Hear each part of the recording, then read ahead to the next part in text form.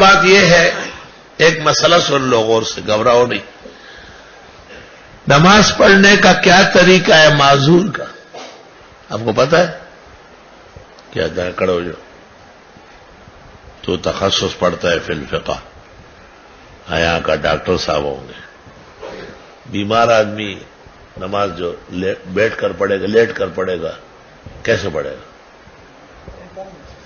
قبلے کی طرف کرے گا اور سر تھوڑا سا اوپر کر لے گا.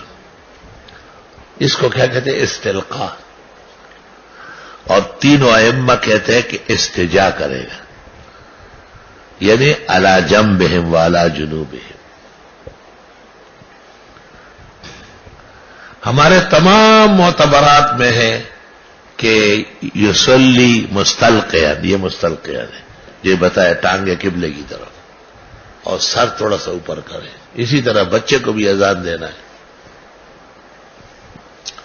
بچے کے ٹانگیں قبلے کی طرف کرے، سر ادھر کرے، اور پھر جو کان ہے دایاں اس کے سیدھ میں اذان فجر دیں، دوسرے کان میں تکبیر کا ہے قد قامت الصلاۃ کے ساتھ.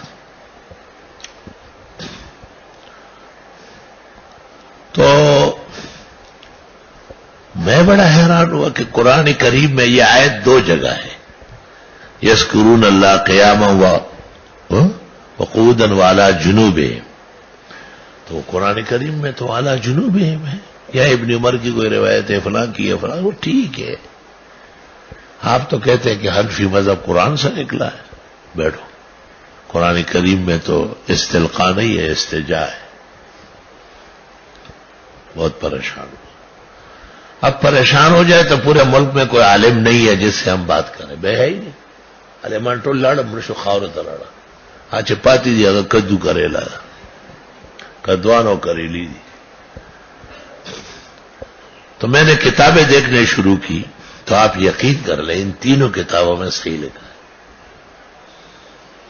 وہ اس طرح کہ جساس نے احکام القرآن میں استلقاء کا ذکر ہی نہیں کیا.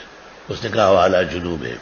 مذہب حنفی میں ایسا خوش ہوا احکام القرآن چوں. میں نے کہا واہ واہ یہ صاحب المذہب ہے.